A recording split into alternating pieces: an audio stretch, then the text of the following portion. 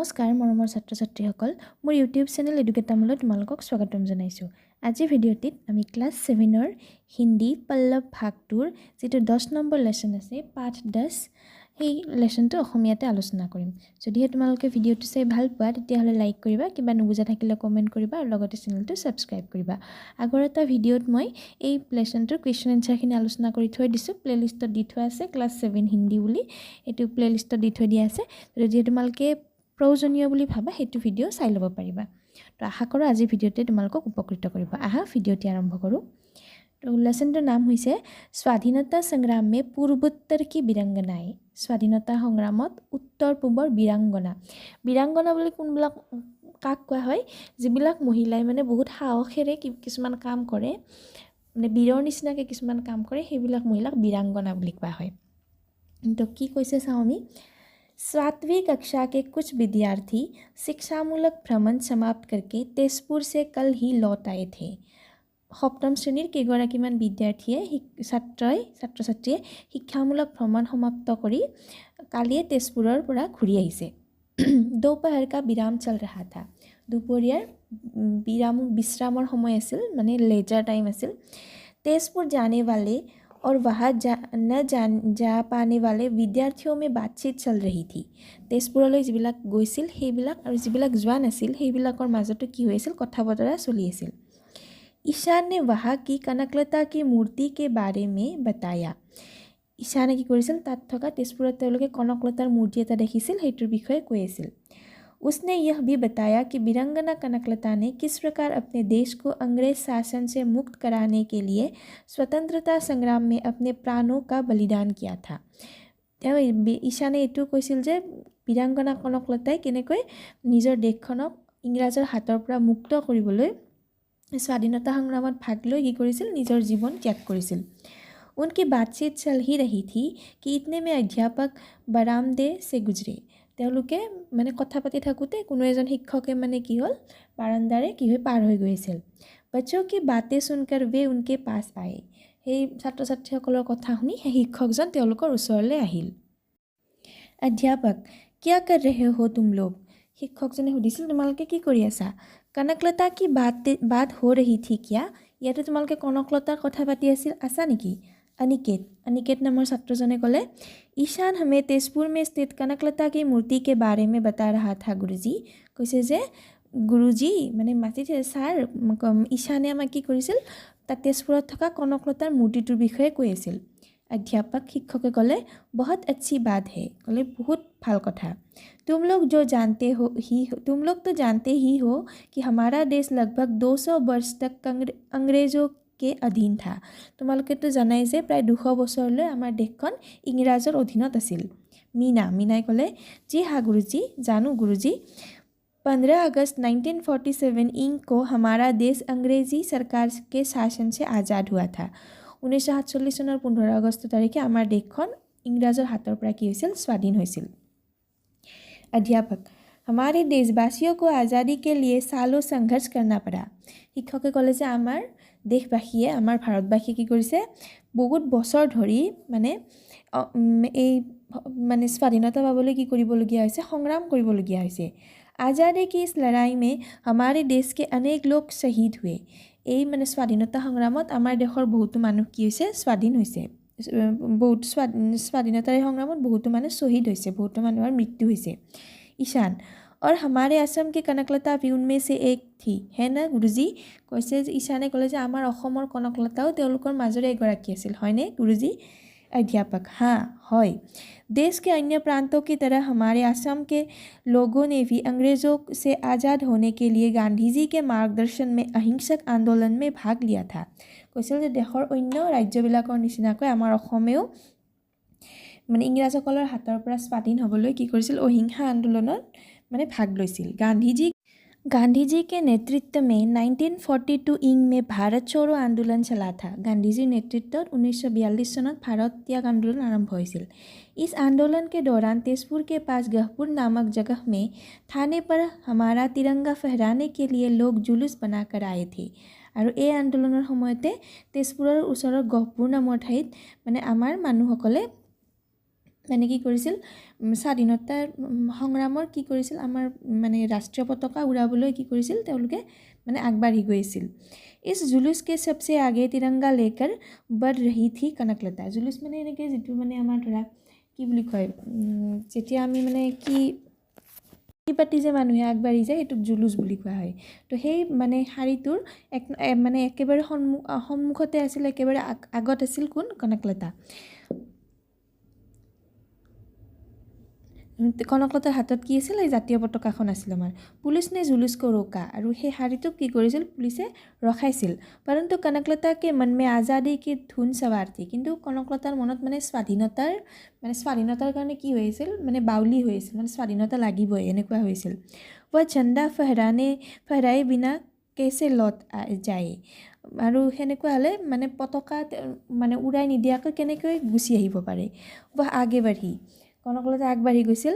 তো गुस्से से लाल पीला होकर पुलिस के दारोगा ने उस पर गोली चला दी, আৰু খঙতে তেতিয়া পুলিচে ৰখাইছিল, কথা নুশুনিলে কাৰণে কি কৰিলে? পুলিচে কনকলতাৰ ওপৰত গুলি চলাইছিল। কনকলতা দেশ की आज़ादी के लिए शहीद हो गई, আৰু এনেকৈ কনকলতা কি হৈছিল? শ্বহীদ হৈছিল। मनु, गुरुजी कनकलता की तरह क्या आसाम की और भी किसी नारी ने आज़ादी के लड़ाई में भाग लिया था? কৈছে যে গুৰুজী কনকলতাৰ নিচিনাকৈ আৰু কোনোবা অসমৰ মহিলাই মানে এই আন্দোলনত ভাগ লৈছিল নেকি? অধ্যাপক, हाँ, देश की आज़ादी की लड़ाई में असम की वीरांगनाएं भी पुरुषों के साथ कंधे से कंधा मिलाकर आगे बढ़ी थी। দেশৰ এই মানে সংগ্ৰামত পুৰুষৰ লগতে মহিলাসকলেও কি কৰিছিল? অসমৰ মহিলাসকলেও মানে পুৰুষৰ সমানে সমানে আগবাঢ়ি গৈছিল। कनकलता के अतिरिक्त भोगेश्वरी फुकननी, अमल प्रभा दास, पुष्पलता दास, चंद्रप्रभा सैकियानी आदि महेशी नारियों के अवदान भी इस आंदोलन में उल्लेखनीय है। কনকলতাৰ উপৰিও ভোগেশ্বৰী ফুকননী, অমল প্ৰভা দাস, পুষ্পলতা দাস, চন্দ্ৰপ্ৰভা শইকীয়ানী আদি মহিয়সী নাৰীসকলৰ অৱদানো এই আন্দোলনত কি হয়? উল্লেখনীয় হয়। रीना, सुना है पूर्वोत्तर के अन्य राज्यों की भी अनेक महिलाओं ने इस आंदोलन में भाग लिया था। শুনিছোঁ যে ৰীনাই ক'লে যে পূৰ্বোত্তৰৰ মানে উত্তৰ পূবৰ অসমত বাহিৰেও বাকী যিবিলাক ৰাজ্য আছে সেইবিলাকৰ মহিলাসকলে আন্দোলনত ভাগ লৈছিল।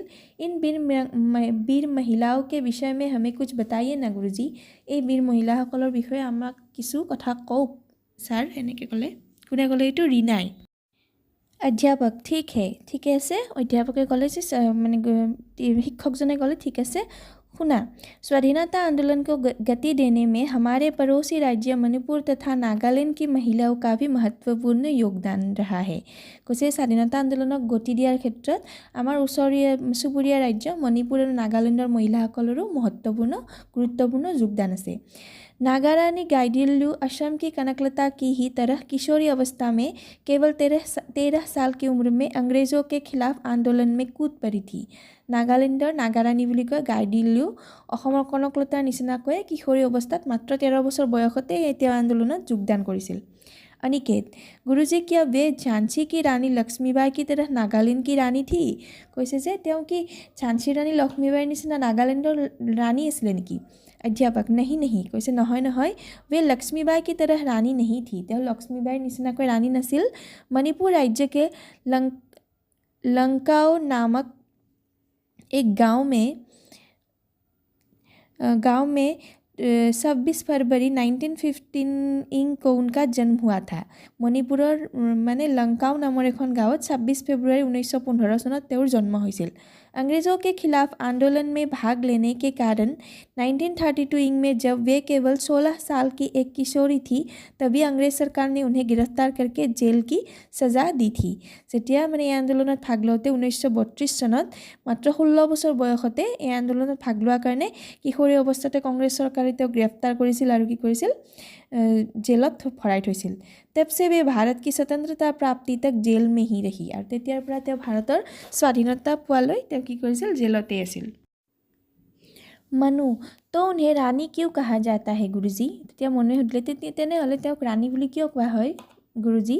अध्यापक, শিক্ষকে ক'লে जब वे शिलंग जेल में बंदी थी तब 1937 में पंडित जवाहरलाल नेहरू जी ने उनसे मुलाकात की थी ক'লে যে যেতিয়া তেওঁ 1937 চনত শ্বিলঙৰ জেলত বন্দী হৈছিল তেতিয়া কি কৰিছিল তেওঁক জৱাহৰলাল নেহৰুৱে তেওঁক সাক্ষাৎ কৰিবলৈ আহিছিল नेहरू जी ने उनको नागा रानी कहकर संबोधित किया था और तब से वे रानी गाइडिल्लू नाम से प्रसिद्ध हुई और কি কৰিছিল তেওঁ জৱাহৰলাল নেহৰুৱে তেওঁক নাগা ৰাণী বুলি সম্বোধিত কৰিছিল আৰু তেতিয়াৰ পৰা তেওঁ ৰাণী গাইডিল্লু নামেৰে প্ৰসিদ্ধ হৈছিল ईशान इनके बारे में जानकर बहुत अच्छा लगा और अन्य के बारे में बताइए ना गुरुजी কৈছে যে আমাৰ বিষয়ে জানি বহুত ভাল লাগিল এতিয়া বেলেগ কাৰোবাৰ কথা কওক अध्यापक अच्छा सुनो अध्यापके ক'লে ঠিক আছে শুনা मिजोरम की एक स्वतंत्रता सेनानी रोपू इलियानी का नाम भी बहुत श्रद्धा से लिया जाता है नागालैंडर अन्य एगराकी माने बीरांगना रोपू इलियानी তেওঁৰ नामो बहुत श्रद्धारे लोৱা হয়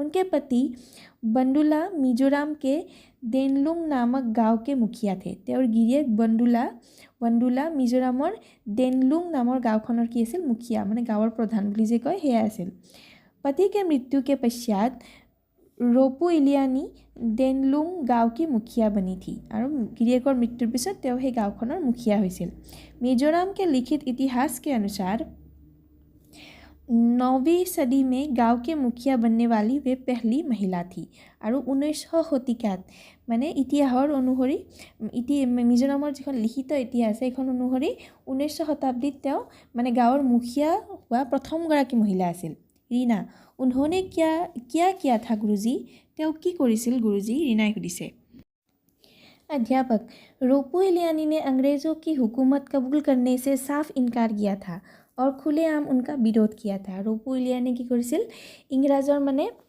শাসনৰ তলত থাকিবলৈ মানে তেওঁ কি কৰিছিল নাথাকো বুলি কৈছিল অমান্তি হৈছিল তেওঁ আৰু কি কৰিছিল মানে সন্মুখতে ডাইৰেক্টলি কি কৰিছিল বিৰোধিতা কৰিছিল তেওঁলোকৰ इसी अपराध में 1893 में उन्हें अंग्रेज सरकार ने गिरफ्तार करके जेल की सजा दी थी और সেই কাৰণে 1893 চনত ইংৰাজে তেওঁক গ্ৰেফতাৰ কৰিছিল আৰু কি কৰিছিল জেলত ভৰাই থৈ দিছিল लगभग एक साल जेल में कैद रहने के बाद 1894 में जेल में ही उनकी मृत्यु हो गई আৰু এক বছৰ জেলত থকাৰ পিছত 1894 চনত জেলতে তেওঁৰ মৃত্যু হৈছিল अनिकेत गुरुजी और अन्य के बारे में भी बताइए ना আৰু কাৰোবাৰ বিষয়ে আৰু বেলেগ কোনো কাৰোবাৰ বিষয়ে কওক अध्यापक मेघालय राज्य की शहीद माता रासीमनी हाजो नाम से प्रसिद्ध वीरांगना ने स्वाधीनता संग्राम में महत्वपूर्ण योगदान दिया था उसे मेघालयर शहीद माता नाम হৈছে रासीमनी हाजो তেওঁ কি কৰিছিল প্ৰসিদ্ধ वीरांगना হিচাপে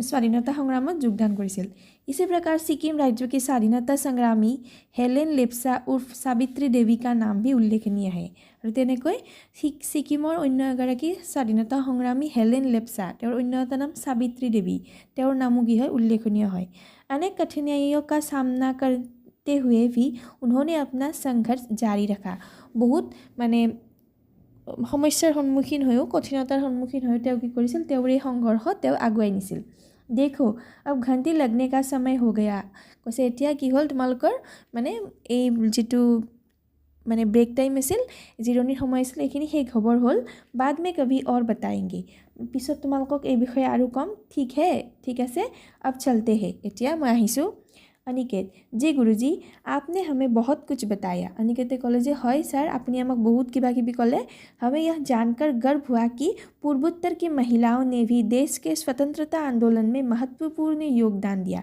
আমি আমাৰ এটো জানি গৰ্ব অনুভৱ হৈছে যে পূৰ্বোত্তৰৰ মহিলাসকলেও ভাৰতৰ স্বাধীনতা সংগ্ৰামত महत्वपूर्ण योगदान আগবঢ়াইছিল आपको बहुत धन्यवाद আপোনালৈ বহুত ধন্যবাদ सर আজিলৈ ভিডিওটো এইখিনিয়ে যদিহে তোমালোকে ভিডিওটো চাই ভাল পাইছা তেতিয়াহলে লাইক কৰিবা কিবা নুবুজিলে কমেন্ট কৰিবা লগতে চেনেলটো সাবস্ক্ৰাইব কৰিবা আৰু ইয়াৰে যিখিনি কোৱেশ্চন আনসাৰ আছে বেলেগ এটা ভিডিও দি থৈ দিয়া আছে প্লেলিষ্টত দি থোৱা আছে যদি তোমালোকক প্ৰয়োজনীয় বুলি ভাবা তেতিয়াহলে তোমালোকে ভিডিওটো চাই ল'ব পাৰিবা ধন্যবাদ